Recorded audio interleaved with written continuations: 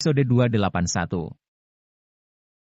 Western Union sebesar itu pasti berharga miliaran yuan, apa Master Van der Shan juga mendapatkan bagian? Kerumunan itu tersentak kaget sampai hampir pingsan, bak seorang rakyat biasa yang sedang berhadapan dengan kaisar. Tentu saja.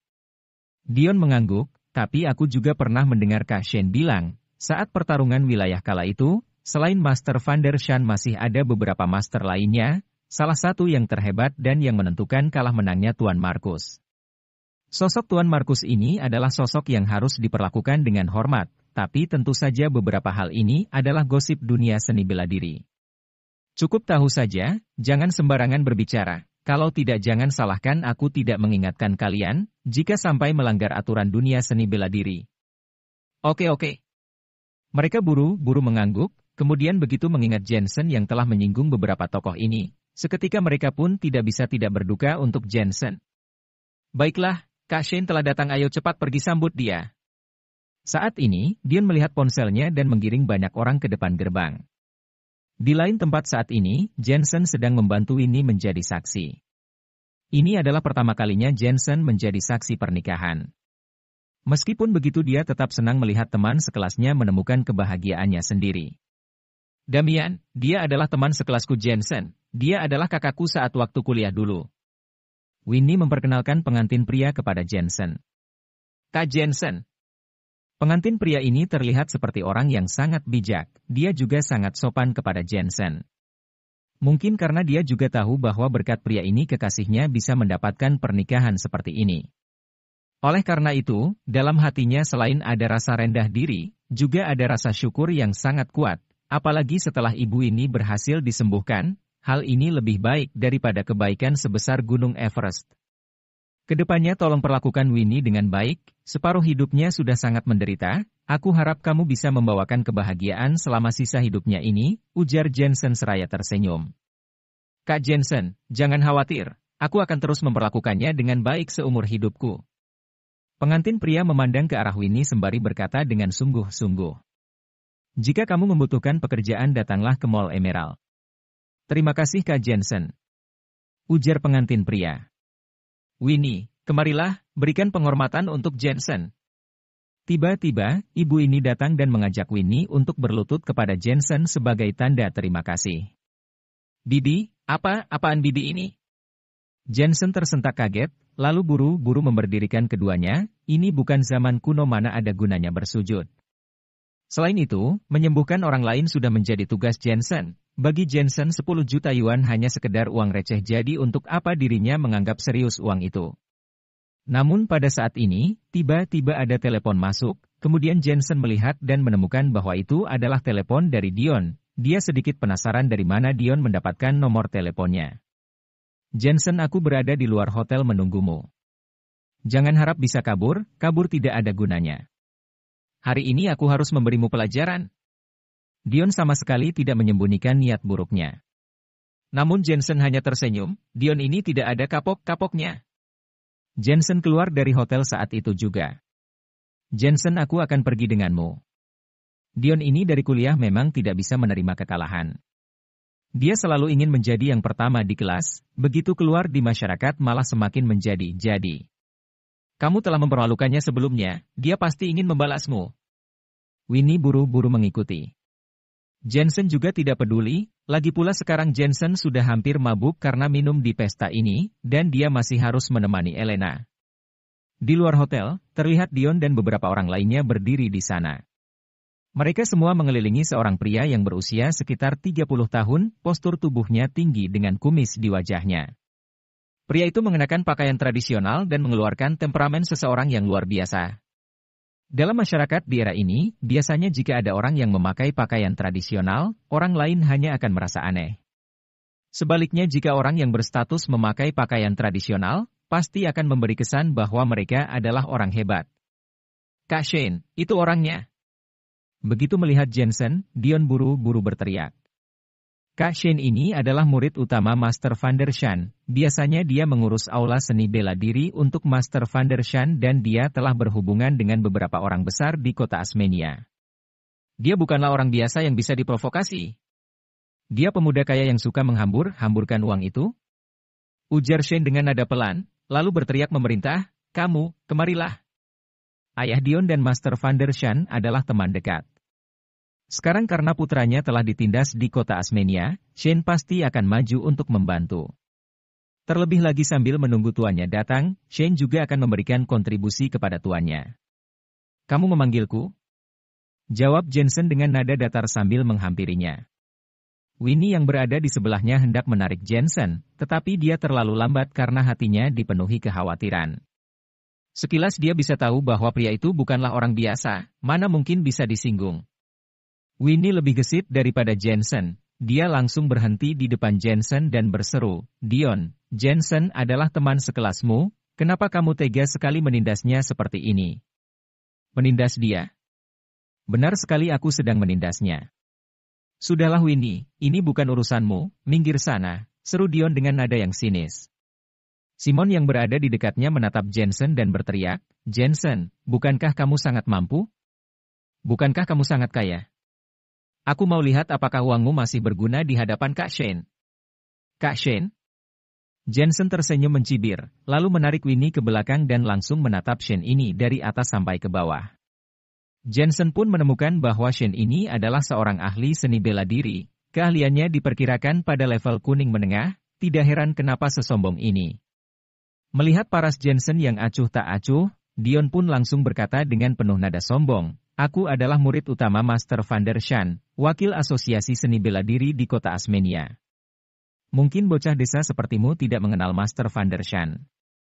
Jadi Master Van der Shan adalah seorang yang terhormat dari segi bisnis. Politik bahkan di dunia gelap, bahkan di depan publik sekalipun dihormati. Master Van der Shan. Jensen dengan raut wajah anehnya tiba-tiba merasa iba untuk Shane. Setelah berlama-lama seperti ini ternyata hanya karakter seperti ini yang muncul. Entah bagaimana tiba-tiba Jensen tidak membenci Dion, melainkan merasa lucu karena ketidaktahuannya. Dion meskipun kamu mengincarku, tapi bagaimanapun kamu tetap teman sekelasku, juga sebenarnya aku tidak terlalu membencimu, ujar Jensen dengan nada yang datar, bagaimanapun ke depannya nanti kita juga akan jarang bertemu. Masalah sebelumnya lupakan saja. Apa? Dion tersipu, wajahnya memerah padam. Mengetahui maksud dari ucapan Jensen, tampaknya Jensen sudah tidak peduli lagi dengan mereka, tetapi situasi saat ini sangat penting bagi Dion. Julia menghela napas berat. Dari awal dia sudah berspekulasi bahwa Jensen merasa dirinya sangat kaya, maka daripada itu dia tidak takut pada apapun. Namun, Jensen tidak tahu bahwa di atas langit masih ada langit, dia benar-benar tidak tahu seberapa dalam air di kota Asmenia, berapa banyak orang yang lebih kaya darinya. Uang, meskipun sangat penting tetapi terkadang, koneksi lebih penting. Kamu tahu Master Van der Shan? Shane mengerutkan keningnya tiba-tiba. Aku kenal. Jensen mengangguk. Karena kamu mengenalnya lantas kenapa kamu tidak takut denganku, aku itu murid utamanya dan aku pernah melihat para pemimpin bisnis di kota Asmenia, bos dunia seni bela diri bahkan bos resmi. Aku hanya perlu mengatakan sepatah kata dan para industri besar ini akan menekanmu, mereka tidak akan membiarkanmu terus berkarir di kota Asmenia, seru Shane dengan datar. Haha, jika mastermu itu mengetahui perihal ini, sepertinya dia malah akan memukulmu sampai gigimu berceceran di lantai. Jensen menggelengkan kepalanya sambil tersenyum. Kamu. Ekspresi wajah Shane menjadi murka, tetapi dia juga merasa sangat aneh. Pemuda ini mengenal tuannya, seharusnya dia tahu kalau tuannya memiliki kekuatan yang besar di kota Asmenia. Tetapi kenapa dia tidak takut pada tuannya? Lantas apa mungkin latar belakangnya tidak sesederhana itu? Apakah kamu kenal dengan Presidir PT Worcester? Atau apa kamu kenal dengan pemilik tempat dari perguruan Wushu? Empat Raja Surgawi, apakah kamu kenal? Shane mampu menggantikan Master Van der Shan memimpin para murid. Dia juga memiliki beberapa metode, maka daripada itu dia tidak langsung membuat gerakan impulsif, melainkan memahami pemuda ini dulu. Semua yang kamu katakan ini, aku tidak mengenalnya, seru Jensen seraya menggelengkan kepalanya. Episode 282. Shane tersenyum mencibir, Presidir PT Worcester adalah salah satu anggota dari 4 raksasa di perumahan Hamburg. Dia dianggap sebagai pria bermoral tinggi dalam dunia bisnis, pemilik perguruan seni bela diri, juga sangat sukses dan bahkan 4 raja surgawi adalah 4 tuan yang ada di bawah naungan Tuan Markus. Tapi pemuda ini tidak mengenal satupun dari mereka, yang menyatakan bahwa dia adalah orang luar yang tidak memiliki keahlian apapun sama sekali.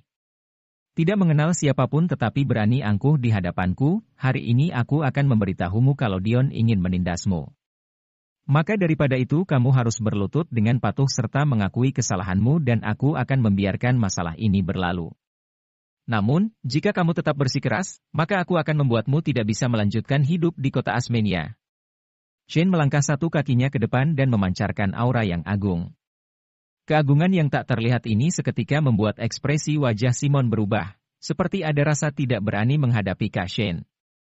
Ini juga sangat wajar karena Shane adalah perwakilan dari Asosiasi Seni Bela Diri. Semua orang yang telah berhubungan dengannya adalah orang-orang hebat. Selain itu, dia juga seorang seniman bela diri, jadi beberapa tahun ini dia telah mengembangkan momentum orang yang agung.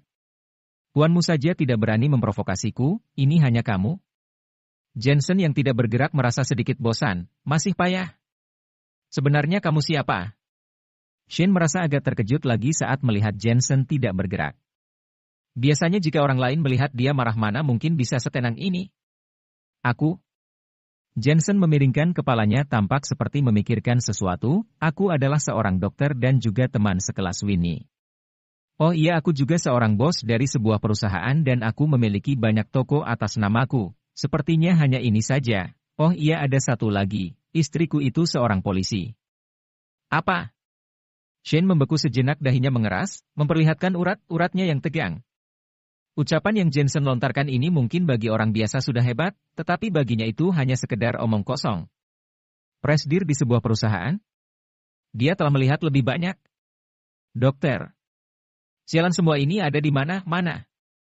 Sepertinya pria ini sudah gila bahkan prestasi sekecil ini juga berani dibanggakan di hadapannya. Apakah kamu tidak tahu seberapa tinggi langit dan seberapa tebal tanah? Shane dan yang lainnya tertawa mencemooh.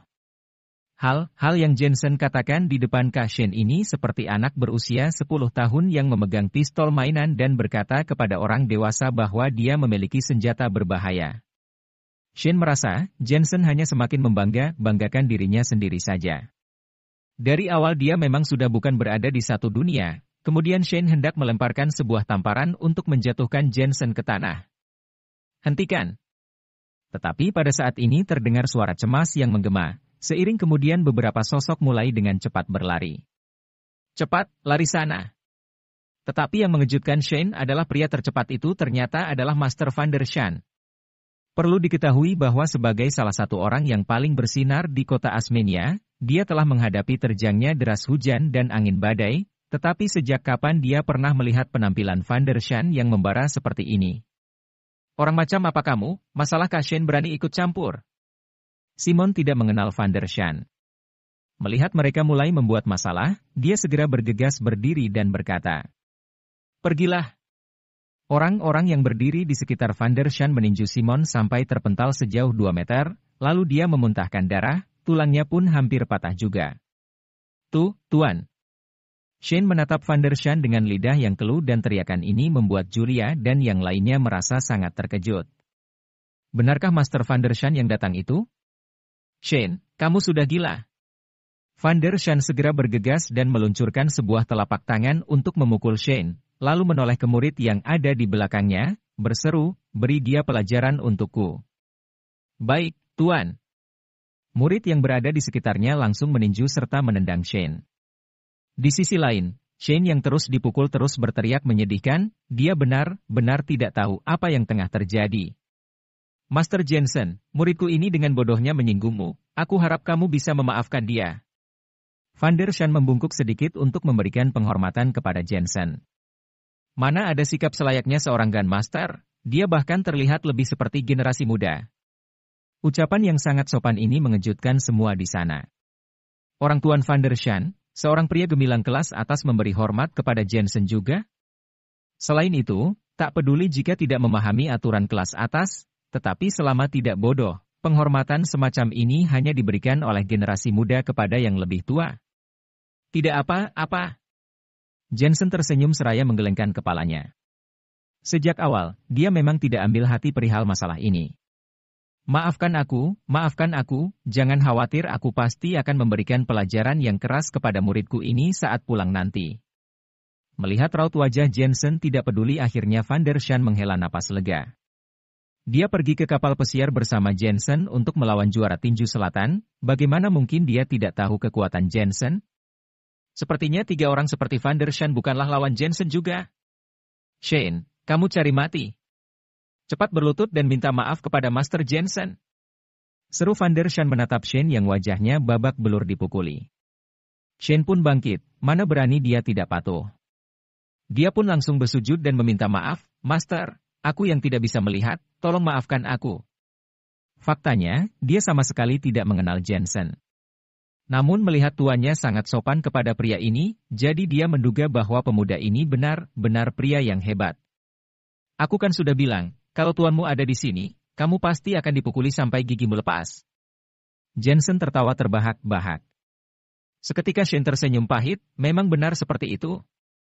Tiba-tiba dia teringat akan pertanyaan yang dia lontarkan kepada Jensen sebelumnya dan barulah dia mengetahui bahwa tidak heran kalau Jensen tidak mengenal semua orang ini karena orang yang Jensen kenal jauh lebih hebat.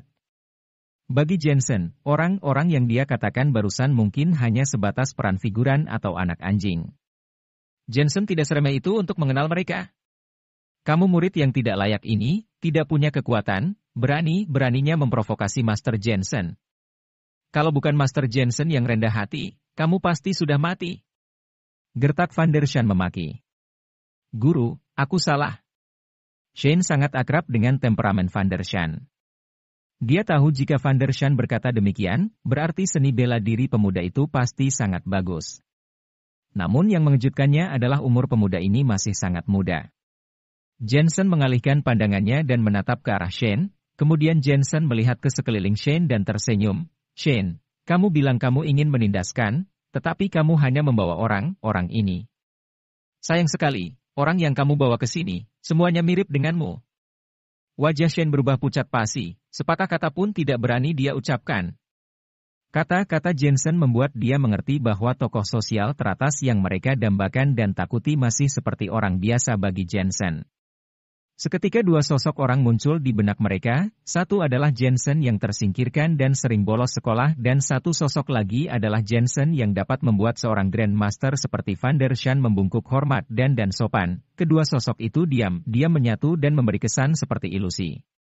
Sementara mereka masih mencari nafkah, Jensen sudah melangkah ke dalam lingkaran masyarakat kelas atas di kota Asmenia, selayaknya seorang bos besar. Bagaimana bisa dengan waktu yang sangat singkat? Setelah lulus Jensen dapat banyak berubah. Dion, kamu sangat suka membuat masalah. Secara bertahap Van der Shan pun paham siapa yang telah menyebabkan masalah ini.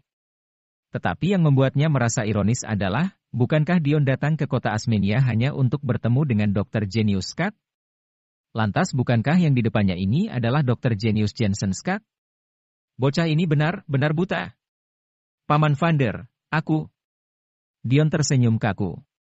Kamu apa kamu? Aku beritahu kalau ayahmu ada di sini pasti dia akan menyalahkanmu juga. Cepat minta maaf, seru Van der Shan marah. Kalian anak kecil tidak pandai berkaca tapi sudah berani menyinggung Master Jensen. Master Jensen, aku salah. Dimarahi oleh Van der Shan, Dion buru-buru meminta maaf. Tidak apa-apa, ini hanya reuni teman sekelas.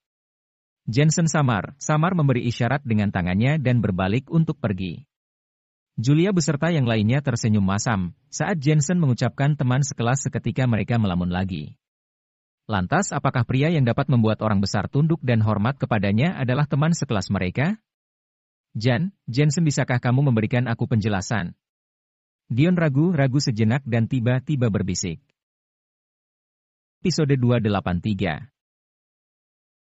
Dengan identitasmu ini kamu menyuruh aku menjelaskan. Langkah Jensen terhenti sejenak. Bolehkah aku bertanya padamu sebagai teman sekelas? Dion tidak berani menatap langsung ke mata Jensen, tetapi ekspresinya tetap teguh, karena dia memiliki setumpuk kebingungan dalam hatinya. Bagaimanapun, mereka semua lulus dari universitas yang sama, dan Dion berasal dari keluarga kaya, tetapi setelah lulus dia hanya bisa membuat prestasi kecil. Sebaliknya Jensen si pecundang miskin di perkuliahan dan latar belakang keluarganya adalah seorang petani di kota Seleton, mengapa malah begitu banyak berubah? Sebenarnya, bukan karena aku tidak ingin menjelaskannya, tetapi kalau aku menjelaskannya juga memang kamu bisa percaya? Jawab Jensen tanpa daya sambil menghela napas berat. Percaya, selama kamu menjelaskannya kepadaku, kita semua akan percaya. Dion menggertakkan giginya dan akhirnya menatap langsung ke mata Jensen. Dia ingin membuat dirinya sedikit berani dan tidak terlalu takut lagi pada Jensen. Baiklah. Jensen mengangguk, lalu melihat semua teman sekelas tapi pada akhirnya sorot matanya jatuh pada Dion. Mereka memanggilku Master Jensen karena aku 2 kali lipat lebih kuat dari mereka, bahkan jika ada Tuan Markus di sini, dia juga akan memanggilku Master. Bahkan di antara 4 keluarga besar di kota Asmenia, grup Dorchane dan perumahan Henburg mereka memberikan aku sebuah mobil mewah serta puluhan juta, hanya karena mereka bangga bisa mengundangku. Para pemimpin kota Asmenia menghormatiku karena aku telah membantu banyak masyarakat kecil. Jadi untuk alasan ini, selain aku dipanggil Master Jensen, tetapi yang lebih penting lagi aku adalah Dr. Genius Jensen Scott dari Aula Singlin. Jadi apakah kalian puas dengan penjelasan ini? Setelah ucapan itu dilontarkan, Jensen berbalik untuk pergi. Dion beserta yang lainnya melihat kepergian Jensen dari belakang. Hati mereka berdebar kencang, keraguan sebelumnya yang tidak ada habisnya itu dalam sekejap berubah menjadi sesuatu yang menggetarkan hati mereka. Ternyata Jensen adalah orang yang seperti ini. Dia adalah sosok hebat yang berdiri di puncak kota Asmenia, sosok yang sangat dihormati di kota Asmenia. Kenapa bisa begini? Dion beserta yang lainnya bergumam dalam hati. Sebelumnya mereka sudah terkesima melihat Jensen bisa membuat seorang Master Van der Shan hormat kepadanya. Bagaimanapun, ini sama sekali berbeda dari kesannya terhadap teman sekelas. Tetapi ketika faktanya mulai muncul di depan mereka, mereka baru menyadari kalau sosok Jensen ini lebih tinggi dan lebih besar dari yang bisa mereka bayangkan. Tidak heran, kenapa dia tidak sejalan dengan kita. Ternyata orang itu adalah bangsawan yang sebenarnya. Kenapa sih dia tidak menjelaskannya lebih awal? Kita kan jadi salah paham. Julia mendengus tanpa daya. Menjelaskan. Seorang teman sekelas nyeletuk dengan senyum masam. Ketika kita makan di restoran Winnie, bukankah Jensen sudah mengatakan bahwa dia adalah dokter hebat Jensen yang dicari Dion, tapi kita malah menertawakannya. Ketika ucapan orang menjadi kaku. Ini setengah dikatakan, wajah semua orang menjadi kaku. Apakah saat itu mereka percaya? Tidak. Sebaliknya, mereka malah mengejek Jensen dan berpikir kalau Jensen sedang membual. Dr. Genius Jensen Scott? Tentu saja, Dion adalah yang paling menyesal. Dia tahu dirinya telah menendang seorang master. Sebenarnya kenyataan telah berada di depannya tetapi dia malah melewatkannya. Selain itu dia juga telah membuat Jensen tersinggung. Sepertinya Jensen tidak mungkin bersedia untuk memeriksa ayahnya. Julia hanya menghela napas ketika melihat perawakan Dion.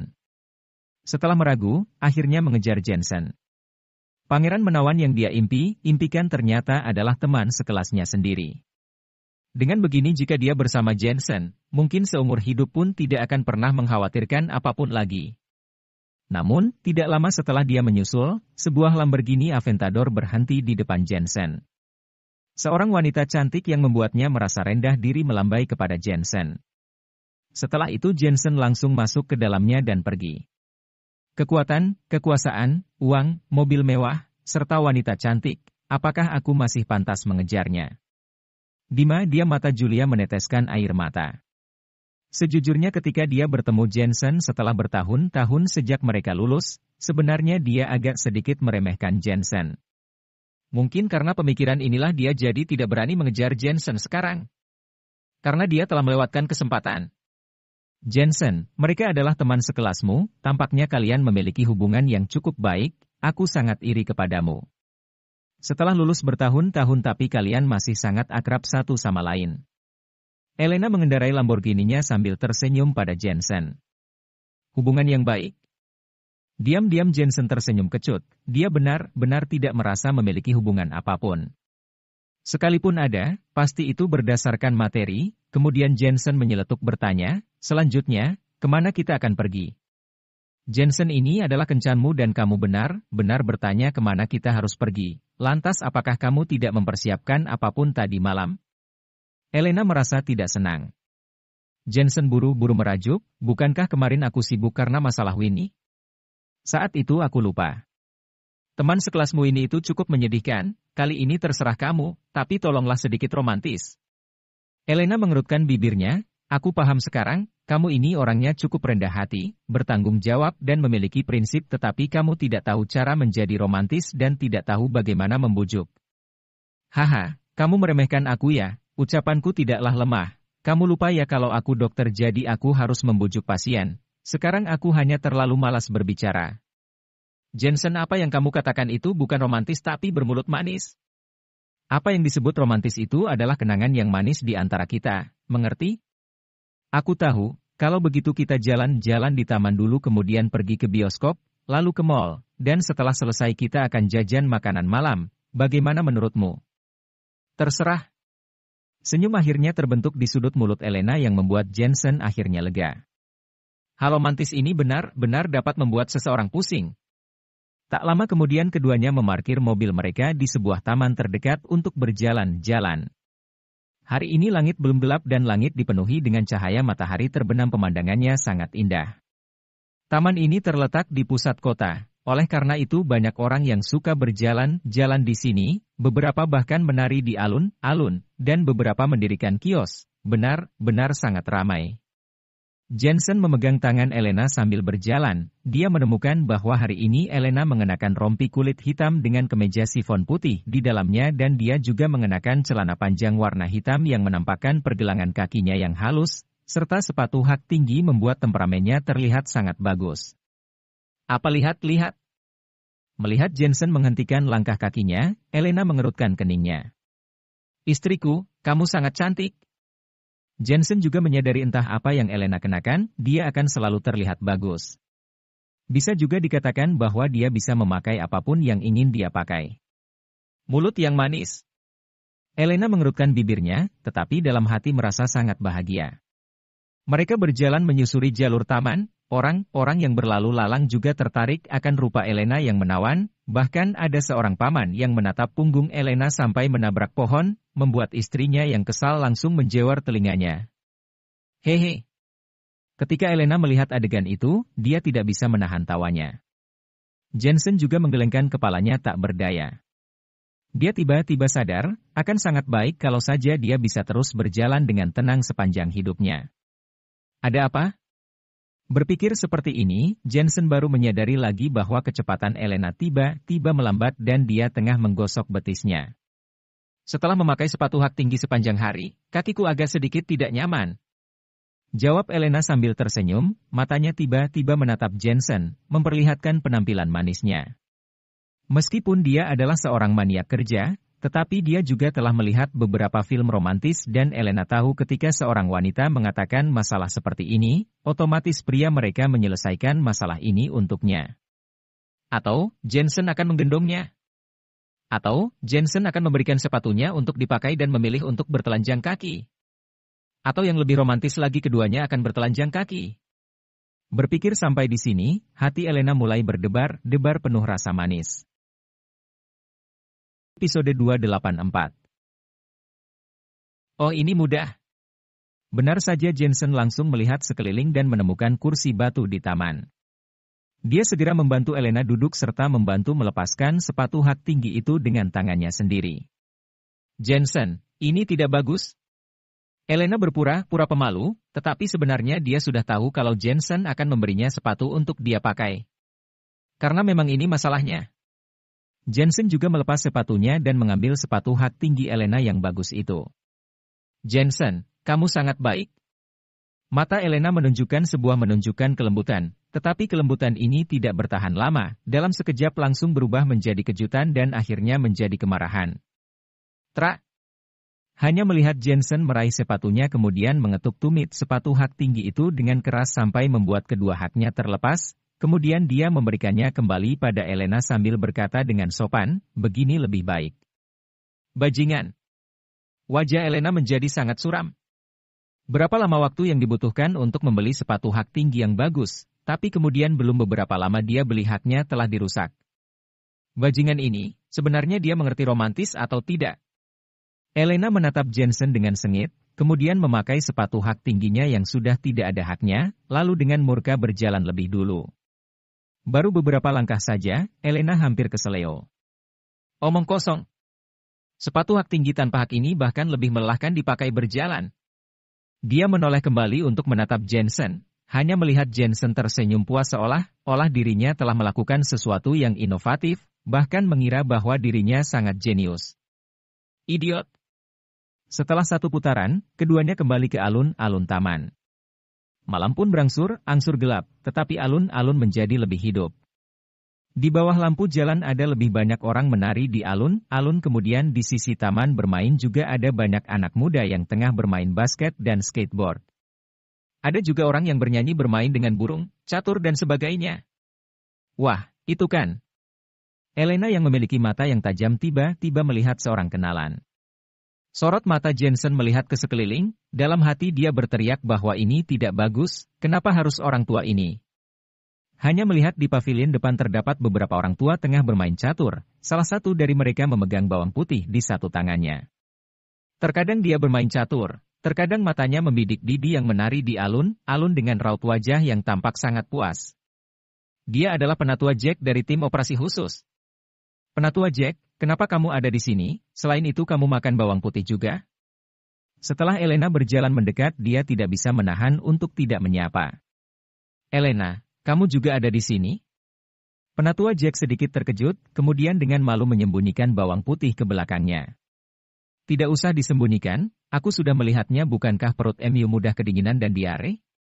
Dokter sudah menyuruh untuk tidak makan bawang putih tetapi malah memakannya secara diam-diam, seru Elena dengan jengkel, kemudian menatap ke arah seorang petugas kebersihan yang ada di sebelahnya. Sandy, apa yang sedang kamu makan? Kenapa kamu tidak mengawasinya? Seorang petugas kebersihan yang mengenakan kostum orang biasa tersenyum kecut. Senior Elena, bagaimana bisa aku mengendalikan Penatua Jack? Baru saja aku hendak mengambil bawang putihnya tetapi Penatua Jack malah hampir memukulku. Elena, kamu jangan membuat gaduh di sini, bukankah hanya bawang putih? Coba kamu pikir, aku tidak boleh minum anggur, bahkan bawang putih pun tidak boleh makan. Bukankah ini sama saja dengan tidak membiarkan aku hidup? Aku ini sudah tua, hanya inilah yang terasa enak. Penatua Jack tersenyum masam, lalu mengalihkan pandangannya dan menatap Jensen. Oh, ternyata Jensen juga ada di sini. Baguslah, Jensen, bukankah kamu seorang dokter? Kemarilah, coba kamu katakan apakah aku bisa makan bawang putih? Serunya sambil terus mengedipkan mata pada Jensen, menyiratkan agar Jensen membelanya. Jensen menggelengkan kepalanya tak berdaya, tetapi dia masih menghormati Penatua Jack. Karena bagaimanapun, dia adalah seorang generasi tua dan seorang pensiunan tentara. Dulu dia telah membantu mempertahankan negara ini dan menyelamatkan Huasia dari penjajahan. Jensen pun duduk dan mencoba merasakan denyut nadi Penatua Jack, lalu tersenyum dan berkata, Penatua Jack, sepertinya bronkitis kronis yang saya lihat untukmu terakhir kali telah pulih dengan baik. Sekarang Anda bisa memakan bawang putih ini tetapi tidak lebih dari 2 siung sehari setiap hari. Lihat, Jensen saja bilang kalau masalahnya tidak serius. Penatua Jack berseru dengan gembira. Lalu, bolehkah aku minum anggur? Penatua Jack, apakah Anda masih mau minum? Ingat tidak saat Anda minum terakhir kali perut berdarah? Celetuk petugas kebersihan itu dengan panik. Pergi sana, kamu bukan dokter, kita lihat saja apa kata Jensen. Penatua Jack melambaikan tangannya dengan kesal sambil menantikan ucapan Jensen. Jensen tersenyum, boleh minum anggur untuk meningkatkan sirkulasi darah. Namun, tidak boleh minum terlalu banyak, harus diingat, hanya boleh minum sehari 2 cangkir kecil, tidak boleh lebih. Sebenarnya orang tua membutuhkan asupan makanan yang baik dan tidur yang nyenyak, dengan begitu tubuh akan lebih sehat. Haha, Jensen, kamu memang hebat. Penatua Jack sangat gembira karena mulai sekarang dia sudah bisa minum anggur. Hal ini membuat dia menjadi sangat serakah dan terus mengangguk. Memang, namanya juga orang tidak bisa makan terlalu baik dan hidup terlalu baik. Lantas jika hidup mereka terlalu mulia, mereka tidak akan tahan dengan cobaan.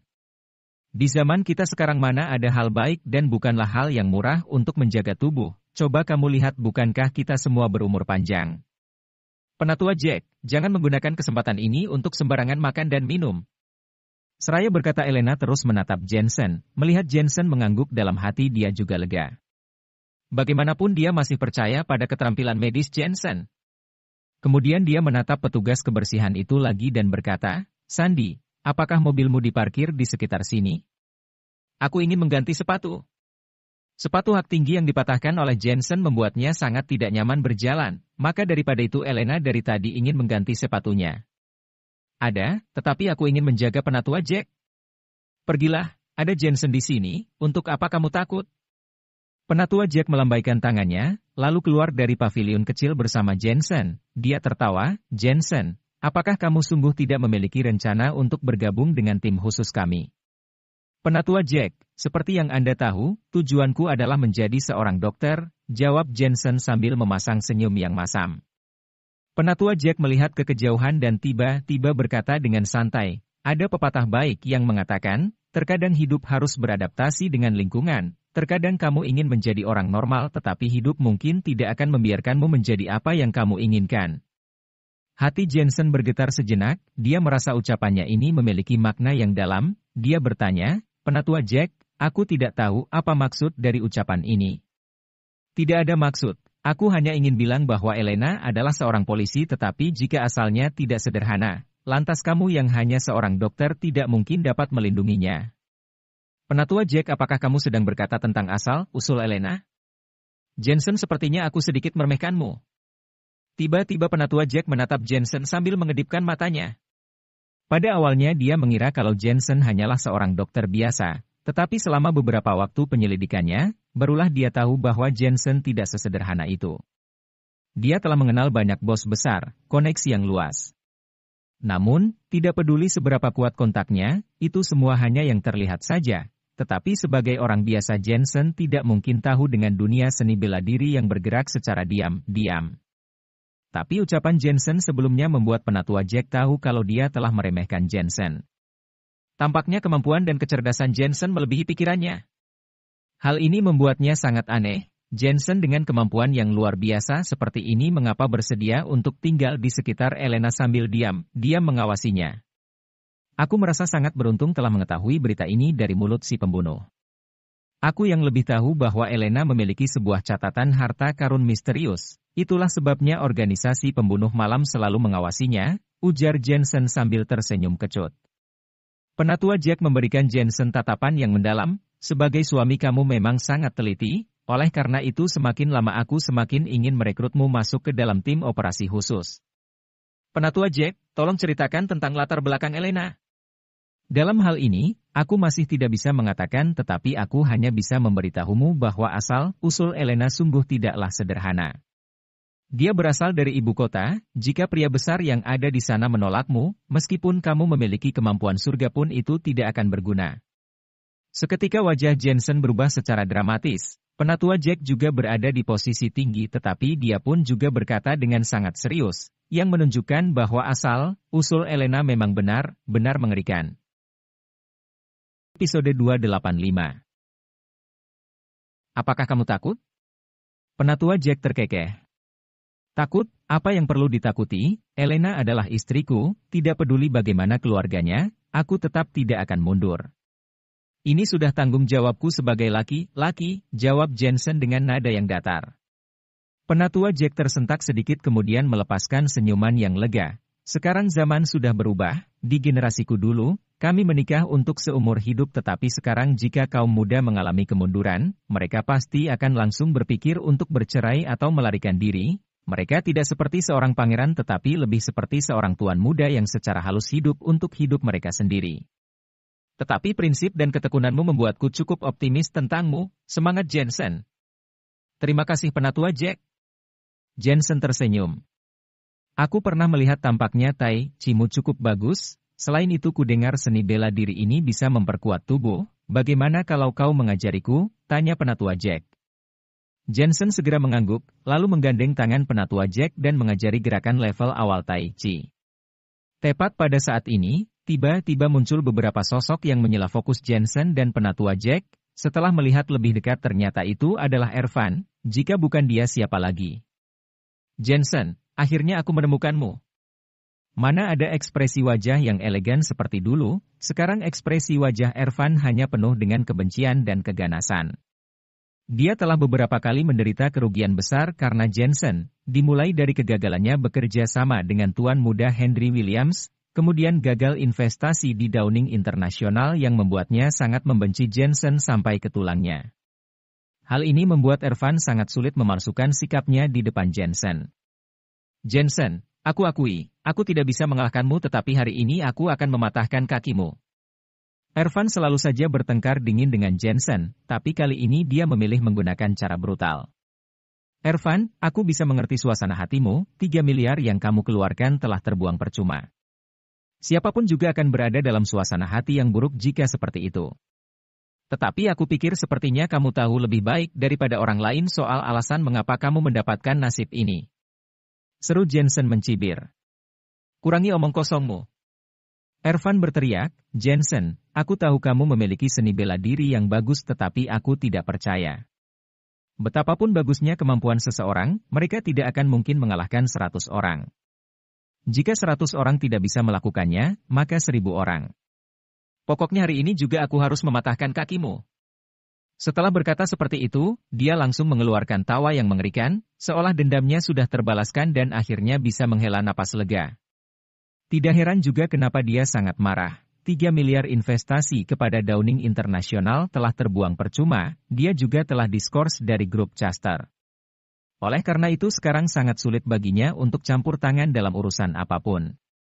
Siapa kamu? Apa kamu tidak memiliki aturan hukum? Tiba-tiba penatua Jack nyeletuk dingin. Pak tua sialan, ini bukan urusanmu, pergi dari sini. Ervan tidak memperdulikan penatua Jack, cepat bertarung. Terdengar suara orang bersiul, kemudian tiba-tiba sejumlah besar pria besar bergegas mengelilingi taman sambil memegang jeruji besi, lalu menyerbu Jensen.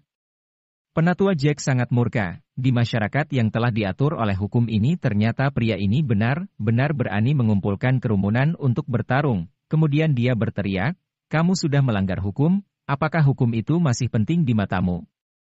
Kakek sialan, aku beritahu, di sini akulah hukumnya, cibir Ervan. Penatua Jack hati-hati. Jensen berteriak kepada penatua Jack, lalu mulai bergerak. Dia langsung mencondongkan tubuhnya dan meregangkan tangannya, seperti batang besi dia dengan keras mengetuk punggung pria itu dengan tangan belakangnya. Orang yang diketuk itu seketika terjatuh ke tanah sambil berteriak kesakitan. Beberapa orang ini adalah para gangster di dekatnya, ahli seni bela diri mereka tentu tidak bagus, mereka hanya mengandalkan jumlah orang yang banyak saja. Keterampilan yang bagus, panggilkan lebih banyak orang lagi untukku. Ervan memindahkan kursinya kemudian tersenyum sambil menonton pertarungan itu. Aku tidak menyangka, dulu betapapun sulitnya pertempuran itu, aku selalu bertahan, tetapi hari ini dia malah dikepung oleh para gangster ini. Meskipun penatua Jack merasa geram, tapi di saat yang bersamaan dia juga merasa ini konyol. Pak tua sialan, kamu telah ikut bersama Jensen, jangan salahkan aku kalau kamu ikut sial, kamu juga sudah tidak perlu memanggil polisi karena daerah ini sudah berada dalam kendaliku. Ervan langsung tertawa terbahak-bahak saat melihat penatua Jack kesal. Penglihatanmu benar telah ditutupi oleh langit, coba biarkan aku melihatnya, seru penatua Jack dengan kesal. Dengan raut wajah yang meremehkan, Ervan menggelengkan kepalanya, kalau begitu pengetahuanmu tidak cukup. Aku beritahu, aku tidak peduli orang besar mana yang kamu kenal, tetapi jika aku Ervanas mengatakan satu kalimat saja, bangsawan manapun pasti akan hormat kepadaku, mana berani mereka ikut campur dalam urusanku. Kamu punya nyali. Umur penatua Jack sudah tua. Setelah beberapa kali pukulan saja napasnya sudah tercekat, dan tiba-tiba punggungnya dihancurkan dengan beberapa tongkat. Penatua Jack. Jensen buru-buru pergi membantu, di benaknya dia juga merasa ini sangat lucu. Ervan ini juga tidak tahu bahwa dia telah menendang orang yang salah. Benar saja, dengan segera di taman bermunculan orang yang kuat. Penatua Jack. Beraninya kamu. Bahkan penatua Jack berani kamu pukul. Panggil pasukan. Pengawal yang menjaga penatua Jack segera bergegas masuk. Dengan keterampilan yang bagus dia menendang semua gangster yang ada di situ. Jensen, bagaimana kondisi penatua Jack? Elena juga membantu. Elena? Begitu melihat Elena, Ervan tampak sangat terkejut, dia tidak tahu kalau Elena juga ada di sini. Ervan, kamu gila. Begitu melihat Ervan, Elena langsung menggertakkan giginya dalam-dalam yang membuat Ervan merasa canggung. Sekarang kesan lembut yang biasa dia tunjukkan kepada Elena kini telah runtuh. Dalam hal ini, Ervan tidak terlalu peduli kemudian berkata dengan kasar, kepada siapapun yang berhasil mematahkan kaki Jensen dan Pak Tua ini, aku akan memberikan hadiah senilai 3 juta yuan, dan siapapun yang berhasil memukulnya dengan tongkat akan aku hadiahkan 100.000 yuan untuk satu pukulan. Di bawah hadiah yang besar, pasti akan ada orang yang berani. Sekarang semua gangster mulai bergerak lebih cermat. Semuanya berhenti. Namun pada saat ini, terdengar pengeras suara yang datang lalu tak lama kemudian muncullah sejumlah besar kendaraan bersenjata hitam yang langsung bergegas ke taman. RRRR. Pada saat yang sama, ada sebuah helikopter yang berkeliaran di langit, menyapu debu di taman itu lalu sebuah suara menggema, orang-orang yang ada di bawah cepat berjongkok dengan tangan di atas kepala kalian. Semua gangster pernah melihat formasi semacam ini, mereka semua tercengang ketakutan dan satu persatu mulai menjatuhkan tongkat besi mereka. Direktur Ervan, apa yang terjadi? Beberapa orang bertanya dengan gemetar saat melihat angkatan bersenjata telah dimobilisasi serta helikopter bersenjata. Sialan. Jangan tembak. Semua gangster yang ketakutan mulai berjongkok sambil memeluk kepala. Seluruh tubuh mereka gemetar. Ervan juga ketakutan sampai terjatuh dari kursi. Apakah ini karena Jensen? Mustahil. Mungkinkah? Apakah karena orang tua itu? Sialan, orang tua macam apa yang bisa memobilisasi angkatan bersenjata tentara? Jensen memberikan tatapan meremehkan kepada Ervan. Ervan ini telah mencabut bulu dari mulut harimau. Bagaimanapun Penatua Jack adalah sosok veteran dan Ervan mengumpulkan ratusan orang di sini untuk terlibat dalam kegiatan terorisme. Jadi bagaimana dia melihatnya? Tentu saja Penatua Jack akan segera memobilisasi angkatan bersenjata untuk menekannya. Bocah, kamu telah memukulku dengan batang besi. Penatua Jack meraba punggungnya sambil menyeringai kesakitan. Pada saat yang sama, sejumlah besar anggota pasukan aksi khusus bergegas masuk. Masing-masing dari mereka terlihat memiliki temperamen yang luar biasa, kemudian mereka segera menangkap semua orang. Kalian pecundang, nyalinya besar juga ya. Bahkan pemimpin kami saja berani kalian pukul, seru seorang kekar yang kelihatan jelas bahwa dia adalah seorang tentara, kemudian memandang Ervan dengan tatapan mencibir. Melihat temperamen pria ini yang mengesankan, Ervan akhirnya mengerti siapa yang telah dia singgung. Kemudian dia buru-buru menelepon, ayah mertua, sesuatu terjadi, tolong aku, bantu aku. Dasar goblok, apakah kamu tahu Penatua Jack yang telah kamu singgung itu pria yang seperti apa? Anehnya, grup Chester telah menerima berita ini, tim operasi khusus telah memberitahu mereka. Maka daripada itu mereka telah bekerja dengan sangat efisien dan telah lama mengetahui asal-muasal Ervan.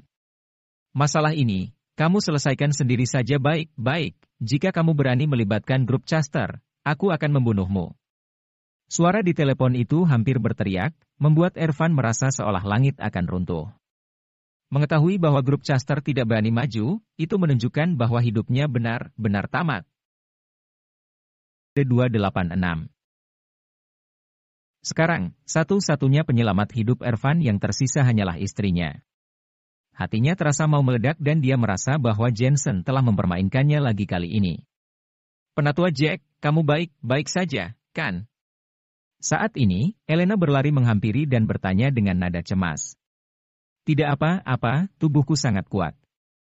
Dalam pertempuran masa lalu, aku bahkan melawan banyak penjajah. Bukankah aku masih baik-baik saja? Penatua Jack tersenyum tulus, sudahlah, biarkan mereka saja yang menangani masalah ini. Kalau kamu dan Elena masih ada urusan, duluan saja. Pak tua ini tidak ingin mengganggu bulan madu kalian. Penatua Jack. Elena masih merasa khawatir. Elena, Penatua Jack tidak apa-apa, hanya memar, akan baik-baik saja setelah mengoleskannya dengan alkohol. Jensen menenangkannya, lalu berpamitan dengan Penatua Jack, kemudian pergi naik bus bersama Elena. Mereka meninggalkan mobilnya di sini. Dalam perjalanannya, Elena berkata dengan nada marah, Ervan ini sungguh keterlaluan. Terakhir kali dia membuat seseorang untuk memfitnahmu, anggap saja masih bisa ditoleransi. Namun kali ini, bahkan ketua tim pun berani dia lawan. Saat di masa kuliah dulu, dia bukan orang yang seperti ini. Aduh, bagaimana bisa orang baik menjadi seperti ini? Jensen menggelengkan kepalanya dan berkata, dia memang orang yang seperti itu. Jensen, kamu jangan merasa senang di atas penderitaan orang lain seperti itu. Masalah ini sebenarnya berhubungan denganku. Jika bukan karena aku, dia pasti tidak akan terlalu gegabah, kata Elena yang memarahi Jensen. Jensen merasa sedikit kecewa di dalam hatinya. Elena baru melihat sedikit kebenarannya dan belum tahu bagaimana sikap yang sebenarnya di belakang mereka. Ervan tidak hanya melakukan dua hal ini. Penghargaan Universitas Asmenia, mempersulit pembukaan bisnis Aula Singlin, intervensi Downing Internasional, dan masih banyak lagi. Setelah melakukan banyak hal yang merugikan, Elena bahkan masih tetap bersimpati padanya. Jensen ingin menjelaskannya, tapi akhirnya dia hanya membiarkannya saja. Ervan juga sudah ditangkap, maka biarkan saja berlalu seperti ini. Elena menambahkan, aku kira Ervan melakukan ini karena gegabah saja, tetapi dia sebenarnya bukan orang yang jahat, lebih tepatnya adalah orang yang baik. Semoga aku bisa menjadi perantara untuknya besok, dan Penatua Jack bisa menunjukkan belas kasihannya. Jensen tidak sanggup berbicara lagi. Apa katanya, orang baik? Dia menghinanya dalam hatinya. Keduanya bergegas untuk menonton film, tetapi setelah bergegas pergi ke sana, ternyata film itu sudah setengah ditayangkan, percuma saja untuk terus ditonton. Mereka berdua lebih baik mencari restoran saja, kemudian memesan sesuatu untuk dimakan sesuka hati. Kebetulan ada peternakan tiram di dekat sini. Tiramnya sangat enak. Jensen dan Elena mencari tempat duduk, kemudian memesan 2 dosin tiram dan beberapa botol bir. Elena sembari memakan tiram, kemudian dengan santai bertanya, Jensen, apa yang kamu bicarakan dengan penatua Jack tadi? Dia menyuruhku untuk menjagamu dengan baik. Kamu adalah wanita yang sangat cantik. Jika aku tidak menjagamu dengan baik, cepat atau lambat kamu bisa jadi diambil oleh orang lain. Ah, dasar gombal. Kamu sepertinya memiliki mulut yang manis, tapi kamu tidak mengerti romansa, sangat aneh. Siapa yang bilang aku tidak mengerti romansa? Aku juga bisa memijat, kan? Omong kosong, pijatanmu hanya untuk mengambil kesempatan saja, jangan pikir aku tidak tahu. Elena menatap kesal Jensen, membuat Jensen merasa malu karena Elena ternyata tahu tujuan pijatannya itu. Lumayan dingin. Elena melepaskan jaket kulitnya setelah tadi dia baru saja melawan preman di taman. Sekarang dia mengenakan kemeja sifon. Dia tidak bisa menahan dirinya untuk tidak menggosok bahunya, kemudian memandang ke arah Jensen. Sekarang saatnya memberi Jensen kesempatan lagi untuk menunjukkan kelembutan dan perhatiannya. Apakah dingin? Jensen menebak bahwa Elena sedang mengetesnya. Dia diam-diam berkata, Elena, meskipun aku seorang dokter, aku juga pernah melihat sinetron. Menghadirkan suasana yang romantis bukanlah hal yang sulit untuk dilakukan. Dia melihat ke belakang Elena dan ternyata ada AC yang sedang mengarah kepadanya. Pantas saja hawanya sangat dingin. Dia berdiri, kemudian melepaskan jaket olahraganya dan berjalan ke arah Elena. Kamu ini terlalu kaku. Pikiran Elena memunculkan fantasi yang tak ada habisnya. Di TV, ketika aktris sedang berakting kedinginan, maka aktor yang tampan biasanya akan melepaskan pakaiannya dan memakaikannya ke aktris tersebut. Meski hanya perbuatan yang sederhana, tapi romansa dan alur ceritanya datang dari detail kehidupan sehari-hari. Jensen, terima kasih. Elena berbisik, menciptakan suasana yang romantis. Jensen benar-benar sudah berusaha dengan keras. Namun, dia sudah menunggu cukup lama, pakaian hendak menghangatkan tubuh yang dia bayangkan tidak datang juga. Dia tidak bisa menahan diri untuk tidak melihat ke belakang, kemudian melihat Jensen yang ternyata sedang menutupi saluran keluarnya udara AC dengan pakaiannya, dia bahkan kembali dengan senyum percaya dirinya. Saluran udara AC sudah tertutup dan tidak dingin lagi. Namun, bukankah jaket ini seharusnya untuk menutupi bahu istrinya? Sialan, apa orang ini dungu? Elena hampir pingsan karena sangat kesal dengannya, dia merasa ingin mengupas tengkorak Jensen untuk melihat apakah tengkoraknya itu hanya berisi kotoran saja atau bagaimana. Sayang, apakah masih merasa dingin? Yang paling membuat Elena tidak bisa berkata-kata lagi adalah, setelah Jensen duduk, dia kemudian bertanya seperti seorang pria sejati. Dingin, dingin mata MU. Elena tidak ingin berbicara omong kosong lagi dengan orang barbar sepertinya ini, kemudian dia hanya menundukkan kepalanya sembari memakan tiram. Bang bang bang. Saat ini, ada suara dentuman dari belakangnya, tepatnya di salah satu sudut restoran. Ada seorang pria yang ditinju dan ditendang, kepalanya dipukul dengan botol anggur sampai berdarah, terlihat sangat mengerikan. Kak Ezra, tolong beri aku kesempatan lagi. 1 hari lagi saja, besok aku pasti akan mengembalikan uangnya. Pria itu mengabaikan lukanya, berlutut dan berteriak. Saat melihat pemandangan di depannya, ada 2 pria yang sedang duduk di hadapannya. Satu pria berpakaian seperti pengacara dengan kacamatanya, dan yang satunya lagi pria berkumis yang mengenakan setelan jas berwarna merah anggur dengan jam tangan bermerek, temperamennya terlihat tidak biasa. Pria itu mencungkil tiram untuk dimakan, setelah selesai, dia minum seteguk bir. Tiram di peternakan ini sangat segar dan empuk, ditambah dengan birnya. Astaga, ini yang terbaik di dunia. Dia berbicara sendiri, terlihat arogan dan tenang, sama sekali tidak memperhatikan pria yang sedang dipukuli itu. Itu dia. Ezra. Wajah Elena berubah drastis, lalu melihat Jensen yang tampak bingung, kemudian menjelaskannya.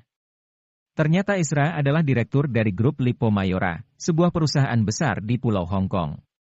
Dia sebenarnya ingin mendapatkan tempat di Asmenia, tetapi Elena mengetahui bahwa grup tersebut adalah perusahaan pemberi pinjaman, jadi Elena menggugat perusahaan tersebut dengan bukti yang cukup sampai orang yang bertanggung jawab juga sudah dihukum. Namun, Ezra masih di sini, berarti dia mencari kambing hitam untuk menggantikannya.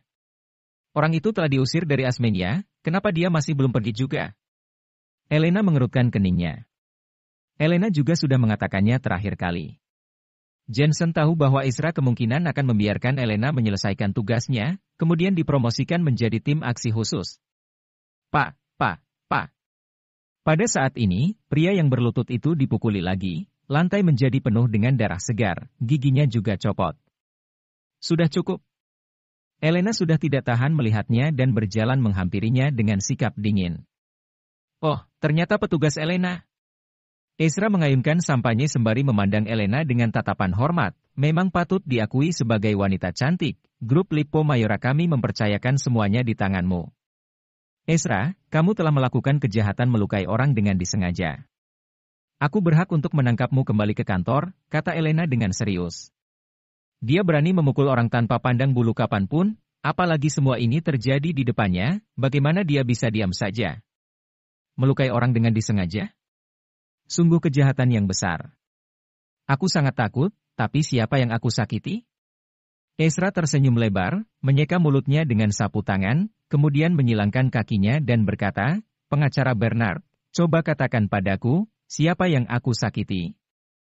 Pria berkacamata di sebelahnya itu tertawa, Nona Elena, aku tidak paham atas dasar apa kamu bisa memastikan bahwa Tuan Ezra menyakiti orang lain. 287. Kamu siapa? Tanya Elena. Pengacara Bernard dari PT Glory, juga mitra Tuan Ezra. Pria itu berkata dengan samar, kamu mengatakan bahwa Tuan Ezra melakukan kejahatan dengan sengaja? Pernahkah kamu melihatnya dengan mata kepalamu sendiri? Pernahkah kamu melihatnya memerintahkan orang lain untuk melakukannya? Jika tidak, maka kamu sudah memfitnahnya, dan aku berhak untuk menuntutmu. Haha, ini adalah keinginan pribadiku, tidak ada hubungannya dengan Kak Ezra. Jika kamu memiliki kemampuan, ayo tangkap saja aku. Orang yang bertindak sebelumnya juga mengatakan hal itu ke Elena. Elena sangat marah, tapi tidak ada yang bisa dia lakukan. Dengan adanya pengacara, dia tidak bisa melawan Ezra. Nona Elena, apa kamu tidak memikirkan saran yang aku berikan terakhir kali? Selama kamu membiarkanku hidup, aku akan sangat berterima kasih. Kata Ezra tiba-tiba. Jangan mimpi kamu. Aku kasih tahu, selama masih ada Elena, kamu tidak akan pernah bisa menginjakkan kaki di Asmenia, kata Elena dengan nada dingin. Melihat penampilan Elena yang bersikeras itu, Jensen diam-diam menghela napas. Dia dapat melihat bahwa orang-orang ini bukanlah orang biasa. Pengacaranya adalah orang dari PT Glory, yang merupakan salah satu 4 perusahaan raksasa di Asmenia. Dan Ezra orang ini jelas bukan orang yang baik. Jika Elena berani melawannya, sepertinya masalahnya tidak akan kecil. Haha, Nona Elena jangan kejam begitu. Baiklah, aku tidak berani melanjutkannya lagi. Ezra mengulurkan tangannya, menyatakan ketidakberdayanya. Dia memandang pengacara Bernard di sebelahnya. Pengacara Bernard mencibir dengan maksud mengancam, Nona Elena, kamu bilang tadi bahwa Tuan Ezra melakukan kejahatan yang disengaja dan melukai orang lain. Ini adalah fitnah dan aku punya hak untuk menuntutmu. Oleh karena itu, aku ingin kamu segera meminta maaf saja kepada Tuan Ezra. Memintaku untuk minta maaf? Jangan mimpi kamu. Elena tentu saja tidak akan mengalah. Haha, kalau begitu, kamu yang mencari masalah sendiri. Kamu boleh tidak meminta maaf, tapi kamu adalah seorang petugas. Tunggu saja menerima panggilan dariku. Pengacara Bernard sangat akrab dengan celah dalam hukum. Elena, minta maaf sajalah, kamu ini seorang polisi, kamu tidak boleh impulsif dalam bertindak. Jensen tiba-tiba menasihatinya, jika dia sendirian, dia yakin pasti akan memukul orang-orang ini dengan botol anggur itu. Namun, dia sangat khawatir tentang Elena, ditambah dengan adanya pengacara di sini. Jika dia bermain trik, Elena tidak akan bisa bermain dengannya, karena itu bisa mempengaruhi masa depannya. Dia pasti suamimu. Kudengar dia adalah seorang dokter, lebih baik kamu mendengarkan suamimu itu saja. Ezra langsung tersenyum dan berkata, suamimu adalah orang yang jujur. Dia tahu kapan saatnya untuk maju dan kapan saatnya untuk mundur. Sedangkan Nona Elena ini, kamu adalah orang yang tidak paham akan situasi. Orang-orang sepertimu akan mudah menimbulkan masalah di masyarakat. Kamu berani mengancamku? Elena menjadi sangat marah, tapi saat teringat kembali akan posisinya, dia hanya bisa menghela napas dalam dan berkata, aku pernah menangkap kamu sebelumnya. Jadi, aku minta maaf untuk hal itu. Hahaha. Ezra tertawa dengan sangat bahagia, membuat seorang Elena cantik meminta maaf kepadaku seperti ini sungguh adalah momen paling bahagia dalam hidupku. Baiklah, aku memaafkanmu. Elena tidak berbicara lagi dan segera menarik Jensen pergi dengan wajah muramnya itu. Meskipun Ezra sangat sombong, dia akan segera diusir dari Asmenia, jadi dia juga tidak perlu repot bertengkar dengannya. Katanya, suami Nona Elena adalah seorang dokter. Aku kebetulan punya seorang pasien di sini, tapi aku tidak tahu apakah harus mengobatinya atau tidak. Ezra tidak mungkin membiarkan Elena pergi begitu saja. Dia akan terus mencari peluang untuk mempermalukannya. Sebagai seorang dokter, dia tidak mungkin pergi saat ada yang sakiti bukan? Jika pergi begitu saja, apakah pantas disebut sebagai seorang dokter? Pengacara Bernard juga berkata, hei semua, cepat ambil foto-foto kejadian ini dan unggah ke internet. Biarkan semua orang tahu orang seperti apa dokter ini. Elena menghentikan langkahnya dan suaranya menjadi dingin. Ezra, kamu sedang mencari masalah kan? Nona Elena, jangan mengancamku seperti itu. Aku hanya mengingatkan suamimu untuk tidak melupakan etika profesionalnya. Ezra berpura-pura terlihat takut, tapi sandiwaranya sangat murahan. Elena gegabah dan tinjunya sudah mengepal. Dia hampir ingin meninjunya. Elena, sudah, tidak apa-apa. Tapi saat ini, Jensen mendekat dan berjongkok untuk memeriksa yang pria yang terluka itu. Pergi. Orang yang terluka itu mendorong Jensen. Dia tahu bahwa orang ini bermasalah dengan Kak Ezra, jadi bagaimana bisa dia membiarkan Jensen membantu mengobatinya? Namun, Jensen justru tidak peduli, karena jika dia juga marah, Elena pasti akan terpengaruh. Dengan begitu, dia akan bertindak dan menimbulkan masalah. Dengan adanya pengacara di sini, nama baik Elena pasti akan tercoreng. Dan akan masalah untuk masa depannya. Jensen bisa mengabaikan dirinya sendiri, tapi tidak bisa mengabaikan Elena.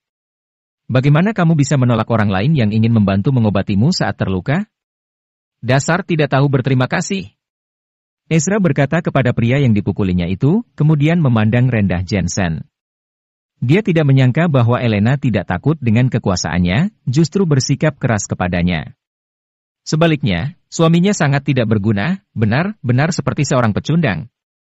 Jika Kak Ezra yang berbicara, maka aku akan memberimu satu kesempatan. Pria yang terluka itu mengangguk dan berkata kepada Jensen, coba periksa aku baik-baik. Jika kamu malah menyakitiku, lihat saja nanti. Jensen tidak banyak bicara, lalu menghentikan darah yang mengalir dari lukanya, kemudian membalutnya. Hahaha. Dalam proses ini, pengacara Bernard dan Ezra hanya tertawa, seolah melihat pengemis. Sebenarnya, mereka juga sedang memprovokasi amarah Elena, menggodanya untuk bertindak, tetapi suami Elena bukanlah seorang laki-laki seperti yang mereka pikirkan, dan justru memilih untuk menenangkan keadaan. Elena merasa bahwa Jensen telah dirugikan. Dia tidak bisa menahannya lagi, tetapi pada saat ini, Jensen langsung berdiri dan menahan tangannya, kemudian berkata kepada Ezra, "Sudah selesai, masih ada masalah apa lagi?" "Tidak, sudah tidak ada." Ezra melambaikan tangannya dengan malas dan tahu bahwa Jensen takut padanya, kemudian dia mengingatkan, "Nona Elena, suamimu sangat bijak. Dia tahu bahwa kura-kura terkadang harus masuk ke dalam cangkangnya. Kamu juga harus belajar dari cara hidup suamimu ini. Kali ini, aku akan melupakannya. Semoga kamu tidak menargetkanku lagi lain kali. Pergi sana." Dia membawa kerumunan itu pergi. Tetapi saat baru saja berjalan beberapa langkah, saat dia melihat tiram yang baru saja disajikan di meja Elena, dia langsung mengambil satu dan memakannya sambil berjalan. Itu sungguh sikap yang tidak beradab dan sombong. Dasar, membuatku marah saja. Ketika mereka pergi, Elena menghentakkan kakinya dengan marah. Dalam masyarakat ini, ada banyak orang seperti itu. Tidak perlu bertengkar dengan mereka. Jika mereka berani melanggar hukum lagi dan kamu bisa menemukan bukti kriminalnya, maka mereka tidak akan bisa tertawa lagi. Jensen menghiburnya. Kemarahan Elena masih belum reda, itu semua salahmu. Jika kamu tidak menghentikanku, aku sudah memberi mereka pelajaran. Selain itu, kamu sebagai seorang pria, mengapa kamu tidak bereaksi saat orang lain memarahimu sebagai pecundang? Aku benar-benar kecewa dengan itu. Kamu bodoh ya, mereka hanya menunggumu bertindak. Semua itu orang-orang mereka, orang yang terluka juga orang mereka, dia pasti akan memihak pada orang itu. Jangan ceroboh. Suasana hati Jensen juga sedang buruk. Perkataannya seakan-akan menunjukkan dirinya memanglah seorang pecundang, dia hanya mengabaikan Elenanya dan lanjut makan tiram. Meski Elena sudah melihat berbagai kejadian besar, tapi terkadang dia masih terlalu kaku dalam mengatasi sesuatu. Dia tidak tahu bagaimana cara menghadapi orang seperti itu yang tentu tidak berguna. Bagaimanapun, orang yang punya uang bisa menggunakan uangnya untuk mengatasi masalah. Namun, karena teringat kelompok ini berasal dari Pulau Hong Kong, maka mungkin besok mereka sudah akan berangkat, jadi Jensen malas menimbulkan masalah baru. Dia paling khawatir jika akan melibatkan Elena, jadi lebih baik tidak menambah masalah baru. Saat ini, ada panggilan masuk untuk Elena, itu adalah telepon dari rekannya. Dia segera menceritakan apa yang baru saja terjadi. Ezra ini sudah gila. Dia bahkan berani memprovokasi orang-orang dari tim operasi khusus. Elena, kenapa kamu tidak menghajarnya? Ada suamiku di sini, aku tidak bisa melakukannya. Aduh, suamimu itu bukan laki-laki. Bagaimana bisa diam saja saat melihat istrinya diganggu seperti itu? Elena berbicara dengan rekannya di telepon sesaat, lalu menatap Jensen dan menghela napas. Episode 288. Dikatai oleh rekannya seperti itu, Elena juga merasa bahwa Jensen sedikit lemah. Namun, dia dapat memahami bahwa Jensen hanyalah seorang dokter. Meskipun dia memiliki keterampilan yang baik, dia belum pernah melihat pertarungan hidup-mati. Dia juga memahami situasinya. Setelah keduanya kenyang, mereka meninggalkan restoran. Elena meraih tangan Jensen dan berkata, "Jensen, maafkan aku. Tadi aku terlalu impulsif. Jangan memasukkan apa yang aku katakan ke dalam hati MU. Tidak apa-apa. Temperamenmu yang seperti harimau itu, aku sudah lama mengenalnya."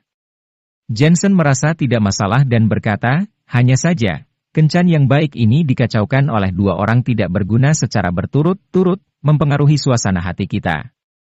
Sungguh membuatku depresi."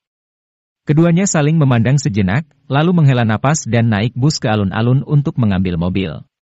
Karena saat ini hampir mencapai jadwal bus yang terakhir, dan juga banyak orang yang baru pulang kerja, membuat halte bus menjadi ramai. Elena dan Jensen berdesakan turun dari bus dekat hamparan bunga di pinggir jalan. Keduanya diam-diam merasa depresi dan menyesal sudah memarkir mobil di sekitar sini. Kemudian, tiba-tiba ada BMW X7 melaju dengan cepat sampai mengenai Elena. Kecepatan BMW itu sangat cepat, dan Elena tidak menyadarinya sama sekali. Wajah Jensen berubah drastis dan bergegas maju memeluk Elena. Dia hanya mendengar suara gemuruh di belakangnya. BMW itu menabrak hamparan bunga, bahkan halte bus itu runtuh. Banyak orang yang terjepit oleh papan halte. Keadaan BMW itu masih sangat bagus, hanya bagian depan mobilnya yang rusak. Pintunya terbuka dan beberapa pria berbaju hitam bergegas keluar. Salah satunya memegang senapan angin yang di bagian ujungnya berisi cairan aneh. Dia menembak Elena.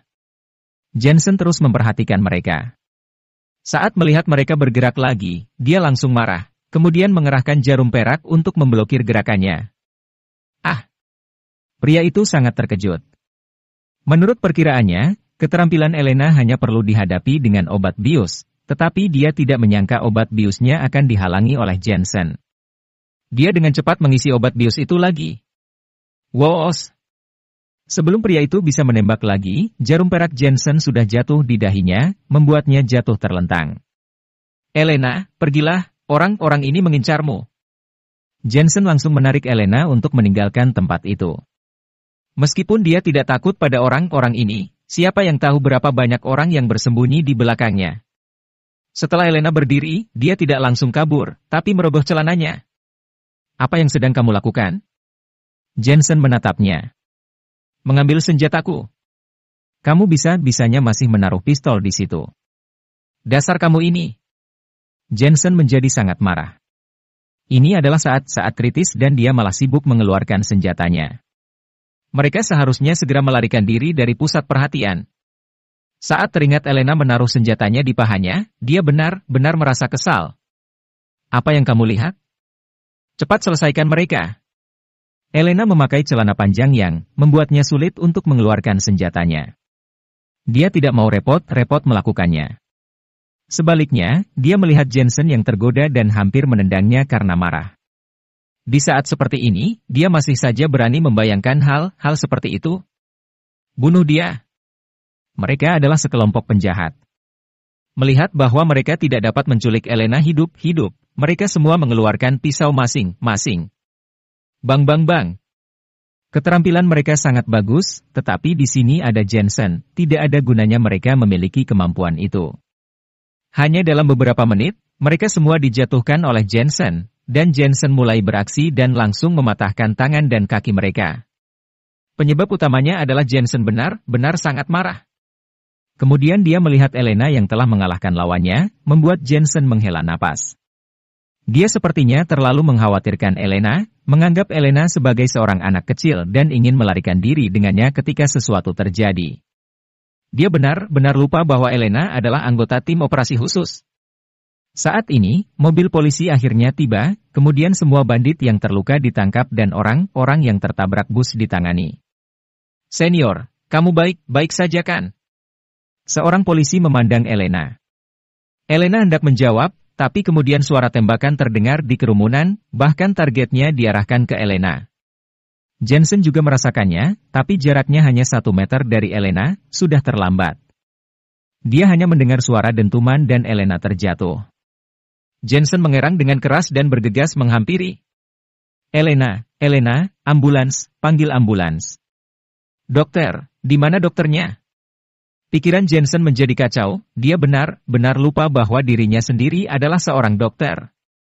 Jensen, aku baik-baik saja. Namun pada saat ini, Elena yang ada dalam pelukannya membuka mata, lalu dengan lembut mengelus dadanya, sambil memegang mutiara yang pecah di tangannya.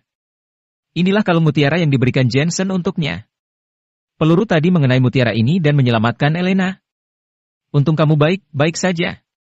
Wajah pucat Jensen perlahan membaik, dia tahu bahwa bukan peluru itu yang mengenai mutiara, tetapi mutiara itu yang secara otomatis melindungi pemiliknya, karena Jensen menggambarkan beberapa jimat pelindung di dalamnya, bahkan mengorbankan basis budidaya tertentu.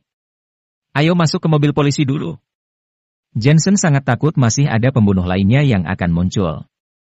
Dia bergegas menggendong Elena ke mobil polisi. Setelah menutup pintu mobil, Jensen memeluk Elena dengan erat dan tubuhnya bergetar. Sebelumnya, dia mengira Elena mengalami kecelakaan dan akan meninggalkannya selamanya. Elena merasakan kekhawatiran Jensen, hatinya sangat tersentuh. Wanita kuat sepertinya sampai merasa terlindungi seperti seorang gadis kecil. Jensen, aku baik-baik saja, kata Elena. Coba sini aku lihat. Jensen merasakan denyut nadi Elena, lalu memasukkan tangannya ke dada Elena. Dia merasakannya sebentar dan melihat bahwa tidak ada luka. Dia akhirnya lega. Elena tersipu saat Jensen menyentuhnya, tapi dia tidak mengatakan apapun dan justru merasa bahagia dalam hatinya. Tak lama kemudian, tim operasi khusus juga datang ke tempat kejadian, kemudian mengirim Elena ke rumah sakit kepolisian. Di saat yang sama, penatua Jack dan yang lainnya juga bergegas kemari, kemudian merasa lega setelah mengetahui bahwa Elena tidak terluka parah. Terutama penatua Jack, dia jelas sangat gugup, khawatir jika sesuatu terjadi pada Elena, maka itu tidak akan baik. Jensen, apa yang terjadi? Penatua Jack dan Jensen duduk di koridor. Penatua Jack kemudian bertanya sembari mengerutkan keningnya. Aku juga tidak tahu. Jensen menggelengkan kepalanya. Terlalu banyak hal yang terjadi malam ini, membuatnya cukup bingung saat itu. Dia bertanya, apakah sudah tahu siapa orang-orang itu? Saat ini masih belum diketahui. Mereka melakukannya secara terang-terangan, sepertinya mereka adalah pembunuh profesional. Jangan khawatir, aku akan memberimu jawaban besok. Saat masuk ke ruang interogasi tim operasi khusus nanti, tidak peduli seberapa beraninya mereka akan mengakuinya.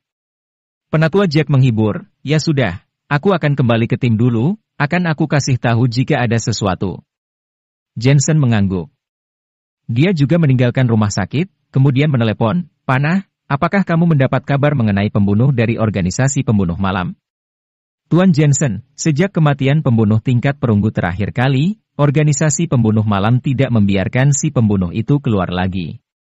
Mengenai masalah Elena, setelah ada serangan tadi Elisa langsung mencari tahu mengenai dalang serangan terhadap Elena. Itu dilakukan oleh dua pihak. Panah melakukan tugas penyelidikan dengan baik. Dua pihak. Iya, awalnya pembunuh itu berasal dari grup Lipo Mayora. Kelompok ini berisi masyarakat yang mapan di Pulau Hong Kong yang mengutus tentara bayaran yang tidak takut mati dari Asia Tenggara. Mereka ingin menangkap Elena. Mereka hanya akan membunuh orang jika mereka dihalangi. Namun penembaknya, dia bukan dari grup Lipo Mayora, tapi dari grup Chester. Itu adalah istri Ervan, karena istri Ervan juga mengenal Elena dan tahu bahwa Ervan menyukai Elena. Karena kecemburuannya, orang itu mau membunuh Elena. Ervan? Pandangan Jensen membeku seketika. Dia awalnya mengira bahwa pembunuhan yang terjadi kali ini berhubungan dengan organisasi pembunuh malam, tetapi ternyata semuanya salah. Episode 289. Ezra dari grup Lipo Mayora. Kemudian, ekspresi Jensen menjadi sangat dingin.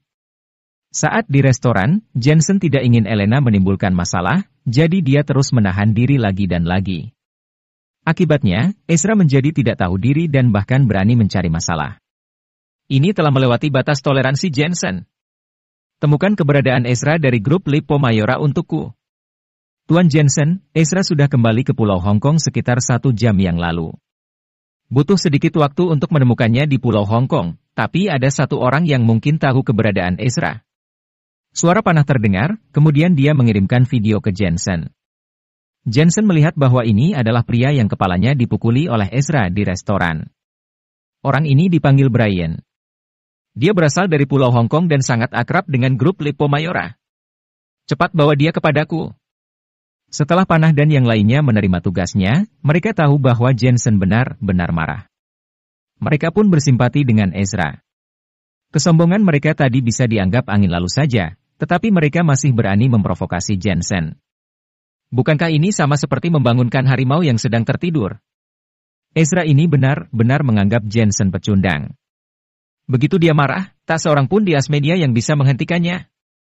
Saat ini, di warung makan di tepi laut, seorang pria dengan kepala yang dibalut sedang minum bir. Kak Brian, kapan kamu akan membuatku menjadi kaya? Di sampingnya, ada saudaranya yang menuangkan bir untuk pria itu. Semua orang tahu bahwa posisi pria itu tidak biasa. Dia berasal dari Pulau Hong Kong, mereka memiliki koneksi. Ada banyak kesempatan. Saat Kak Ezra sudah tidak marah lagi, aku akan membawamu ke Pulau Hong Kong untuk menghasilkan banyak uang. Pria itu berkata dengan bangga, daerah di seberang laut adalah wilayahku, kamu bisa melakukan apapun yang kamu mau. Kak Brian, kamu sungguh hebat. Semua saudaranya di situ menjadi sangat bersemangat dan berkata, tidak hanya di Pulau Hong Kong, bahkan di Asmenia pun, jika kamu mengatakan sepatah kata saja, ratusan orang akan langsung mematuhinya. Virgo, yang kamu katakan ini benar. Aku, Brian, tidak selemah itu. Tidak peduli apakah itu Pulau Hong Kong atau Asmenia, tidak sulit bagiku untuk mendapat bala bantuan hanya dengan sepatah kata saja. Setelah minum terlalu banyak, pria itu menjadi semakin angkuh. Apakah kamu Brian? Tiba-tiba, ada suara yang datang dari belakangnya. Kemudian, ada 3 orang muncul di belakang Brian, dipimpin oleh seorang wanita berambut pendek dan perawakannya cukup menawan. Pandangan Brian berbinar sembari berkata dengan bahasa tradisional Kanton, "Hei, gadis cantik, ayo, minum dengan kakak sini. Kakak punya banyak uang." Prak. Wajah wanita itu dingin, dia mengulurkan telapak tangannya, menggenggam erat tangan Brian, dan langsung menariknya ke belakangnya. Brian yang merasa sakit itu berteriak. "Beraninya kamu menyentuh Kak Brian? Ayo saudaraku semua, kita habisi mereka." Para gangster di sekitar itu langsung berdiri, mereka yang berani menyentuh Kak Brian di wilayah mereka itu benar-benar cari mati. Serang! Dengan teriakan seperti itu, sejumlah besar orang di sekitaran warung makan langsung berdiri, kemudian mereka semua berlari menghampiri. Diperkirakan, ada 50-60 orang. Hal ini membuat para pengunjung di sekitar warung makan ketakutan. "Ikuti aku." Wanita itu sepertinya tidak mengerti, langsung menarik Brian dan pergi. "Kalian sebaiknya segera melepaskanku. Kalau tidak, aku tidak akan membiarkan kalian keluar dari wilayah ini," kata Brian dengan suara keras. Wanita itu mengabaikannya dan mengangguk kedua orang di sampingnya. Bang! Mereka berdua bergegas menerobos kerumunan, terlihat sangat galak. Orang-orang yang dipukulinya mengalami patah kaki dan tangan, dan mereka menjerit kesakitan. Tentara! Wajah Brian itu berubah drastis, dia tahu bahwa dirinya sedang dalam masalah. Dia hanya seorang gangster. Bahkan, jika dia bisa memanggil lebih banyak orang sekalipun, mereka juga hanya seorang gangster, mana bisa melawan para tentara. Jika diibaratkan, mereka ini seperti sekelompok tikus yang bertemu dengan 3 harimau. Tidak peduli berapa banyak tikus yang ada, tidak akan cukup untuk mengalahkan harimau. Bos sekalian, maafkan aku, apa yang kalian cari dari kami ini? Brian tidak lagi sombong seperti sebelumnya. "Tuan Jensen ingin bertemu denganmu." Wanita itu berkata dengan dingin, lalu membawa Brian naik ke mobil. Para gangster di sekitarnya hanya bisa melihat Brian ditangkap pergi. Sebelumnya mereka mendengar Brian menyerukan kata tentara, mereka menduga bahwa mereka berasal dari pasukan khusus. Namun, setelah melihat pertarungan besar itu, mereka mana bisa bermain-main dengan mereka itu. Di dalam mobil, Brian terus berteriak, "Kemana kamu akan membawaku pergi? Aku tidak tahu apa-apa. Aku benar-benar tidak tahu apa-apa." Namun, tidak ada yang memperhatikannya sama sekali. Ketiganya terlihat seperti tentara yang terlatih, dan ini juga membuat Brian semakin takut. Dia tahu pasti ada seorang bos di balik ketiga orang ini, dia pasti seseorang yang hebat. Tak lama kemudian, mobil itu berhenti. Yang mengejutkan Brian adalah ternyata mereka berhenti di sebuah warung makan. Terlihat banyak orang di sekitar yang minum bir sembari makan kebab, terlihat sangat menyenangkan. Sedangkan wanita itu berjalan membawa Brian, dia datang ke meja yang diduduki oleh 1 orang saja, lalu wanita itu berkata, "Tuan Jensen, aku sudah membawa orangnya kemari." Tubuh Brian gemetar dan perlahan mengangkat kepalanya. Dia benar-benar ingin melihat siapa bos besar yang dapat dengan mudah menangkapnya dari tangan puluhan gangsternya. Yang terlihat adalah seorang pemuda yang mengenakan setelan olahraga, tampak seperti baru saja lulus dari perguruan tinggi, sedang memakan daun bawang yang dipanggang sembari minum teh herbal. "Ternyata kamu." Jantung Brian seperti mau meledak. Bukankah ini dokter yang dia temui di toko tiram belum lama ini? Dia benar-benar tercengang. Dia ingat ketika dokter itu dipermalukan oleh Kak Ezra, dia tidak berani melawannya sedikit pun. Bagaimana dia tiba-tiba menjadi seorang bos besar? "Oh, kamu ternyata Brian." Pemuda itu adalah Jensen, dia menunjuk ke depan, "Duduk." "Kak, aku benar-benar tidak tahu apa-apa." Brian merasa ketakutan. "Jika Tuan Jensen memintamu untuk duduk, kamu hanya perlu duduk." Telapak tangan Johnny itu menepuk bahu Brian, dan sedikit menekannya. "Mau makan tidak?" tanya Jensen. Brian semakin lama semakin takut. Di Pulau Hong Kong mereka, bos sejati biasanya pergi ke warung makan dan berbincang seperti dengan temannya sebelum mulai bertindak.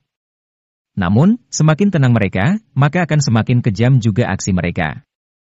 Tuan Jensen, jika kamu memiliki sesuatu yang ingin ditanyakan, silakan tanyakan saja. Aku akan mengatakan apapun yang aku tahu, kata Brian ketakutan dan gemetaran. Bawa aku menemui Ezra. Jensen mengangkat kepalanya dan tersenyum. Ezra? Wajah Brian langsung berubah drastis dan dia berkata dengan rasa ketakutan, Tuan Jensen, Kak Ezra sudah kembali ke Pulau Hong Kong. Apakah kamu punya masalah dengannya? Tuan Jensen, Kak Ezra adalah salah satu direktur dari grup Lippo Mayora. Sebelum dia datang, aku tidak takut pada siapapun di Pulau Hong Kong ini. Bagaimana kalau aku menggantikan Ezra dan kita berdamai saja? Dia tidak memenuhi syarat untuk membuatku berdamai dengannya, dia juga sudah menyentuh istriku, aku ingin dia mati. Jensen masih tertawa, tapi apa yang dia katakan membuat Brian takut. Brian datang dari Pulau Hong Kong dan tahu posisi Kak Ezra di dunia seni bela diri seperti apa. Jika dia berteriak saja, akan ada ribuan gangster yang akan keluar untuk membantunya. Kamu bisa tidak membawaku menemuinya, tapi mayatmu akan berakhir di Laut Asmenia besok. Jensen bergumam sendiri. Bawa, aku pasti membawa MU ke sana. Brian berujar sambil menangis. Mereka berdua adalah bos besar, bagaimana mungkin dia bisa menolaknya?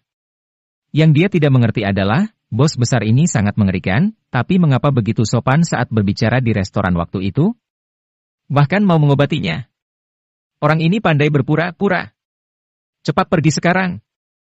Jensen menghabiskan makanannya di meja, lalu berdiri sembari berkata. Episode 290. Tuan Jensen, ini sudah jam 12, sudah terlambat untuk terbang, kata Brian. Jensen melihat ke arah panah, kemudian panah mengangguk.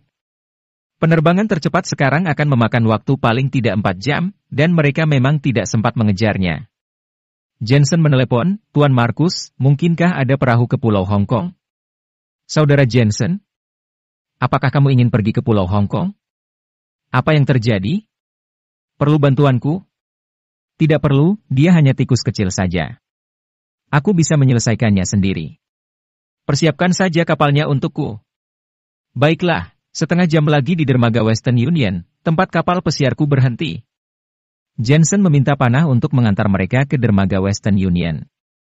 Sesaat kemudian, semua orang turun dari mobil.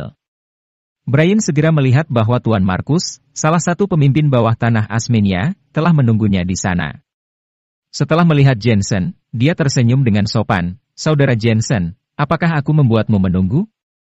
Berapa banyak orang yang kamu butuhkan? Aku akan mempersiapkannya untukmu. Terima kasih. Kak Markus, kita saja sudah lebih dari cukup, kata Jensen. Benar juga. Markus tahu keahlian Jensen. Saat dia melihat ketiga orang di belakangnya, dia menyadari betul bahwa kekuatannya tidak lemah dan langsung mengangguk.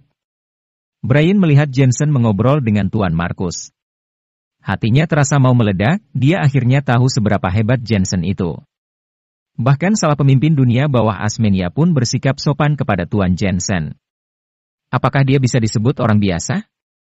Ya Tuhan, bos sebesar itu benar-benar bersedia menyembuhkannya. Dia sangat diberkati. Jensen membawa semua orang naik kapal pesiar yang mewah itu dan berlayar menuju Pulau Hong Kong. Kapal pesiar sudah mendapatkan izin, sehingga bisa memasuki perairan Pulau Hong Kong.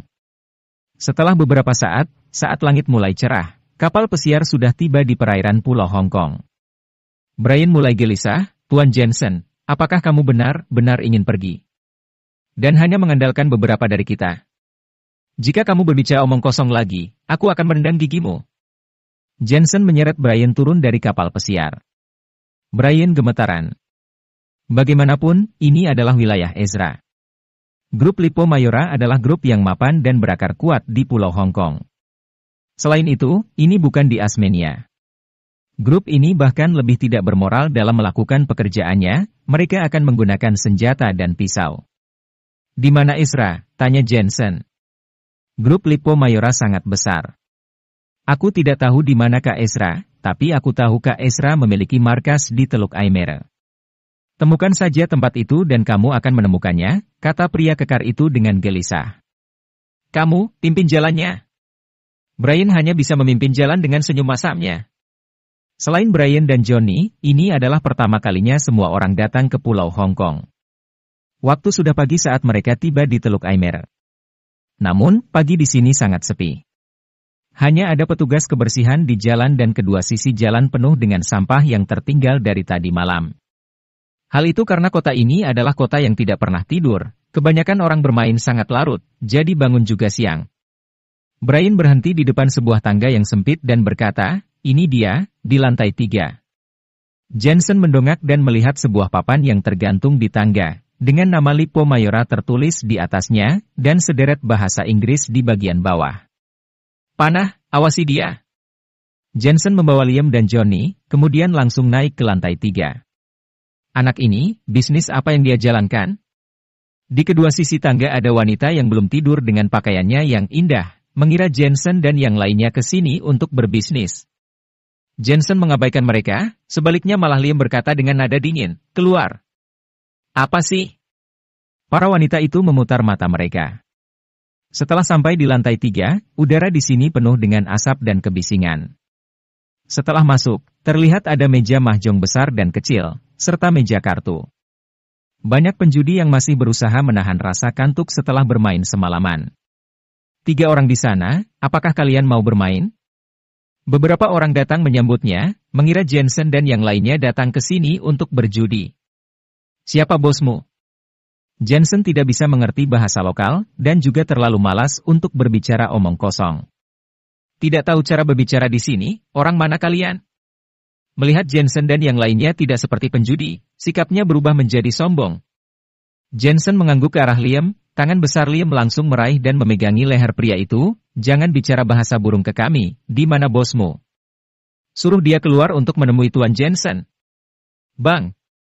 Setelah selesai berbicara, Liam langsung menendangnya, pria itu pun ditendang sejauh 5 meter dan berakhir menghantam lantai, kemudian pria itu berkata, Kak, seseorang datang untuk membuat masalah. Ketika dia berteriak, sejumlah besar orang bergegas keluar, semuanya memegang pisau. Salah satunya yaitu seorang pria berkacamata hitam dan berjanggut tebal. Dia muncul dan berkata, saudaraku, dari mana kamu? Bisanya kamu datang menghancurkan tempat ini. Kamu ini benar-benar merendahkan grup kami. Kamu bosnya di sini? Jensen tersenyum sembari menatapnya. Iya, namaku Kak Beruang. Wajah pria itu terlihat galak. Jensen mengangguk ke Liam dan Johnny, kemudian keduanya segera bergegas. Suara keributan terdengar. Liam itu sekuat harimau, bisa membuat kerumunan itu terpental satu persatu. Seseorang memegang pipa besi dan memukul Johnny dengan keras. Namun, justru pipa besinya yang bengkok, sedangkan Johnny tidak terluka. Terkutuk kalian semua. Semua orang ketakutan, mana mungkin ada yang berani sembarangan bertindak lagi. Dan bos bernama Kak Beruang itu juga buru-buru berteriak, saudaraku, mari bicarakan dengan baik-baik. Jensen bertanya, di mana Ezra?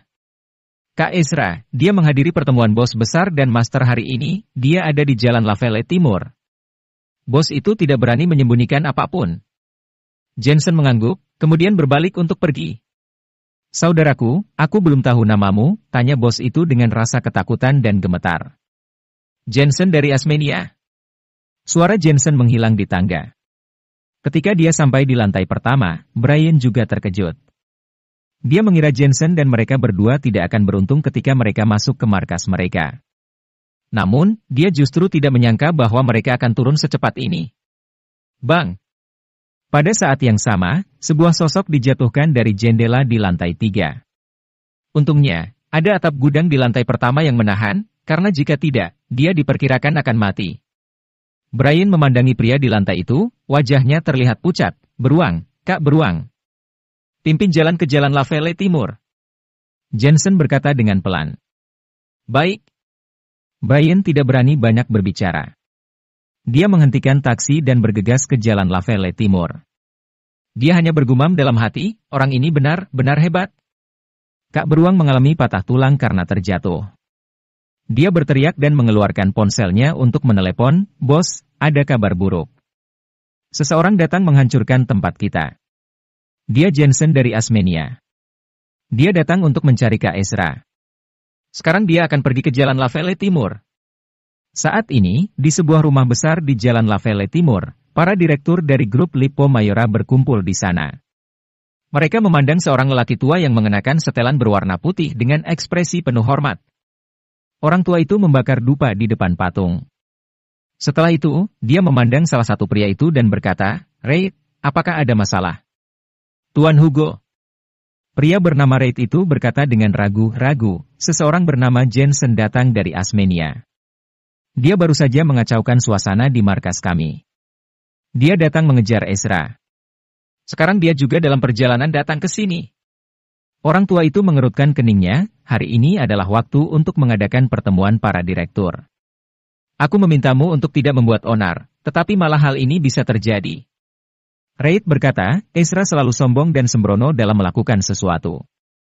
Hal ini jelas akan menimbulkan masalah." Pemimpin lain juga sedikit tidak puas dan sudah lama mendengar tentang tingkah laku Ezra. Apa latar belakang Jensen dari Asmenia itu? Di ujung sudut, Ezra sedang menari tango sambil mengobrol dengan bahasa Kanton.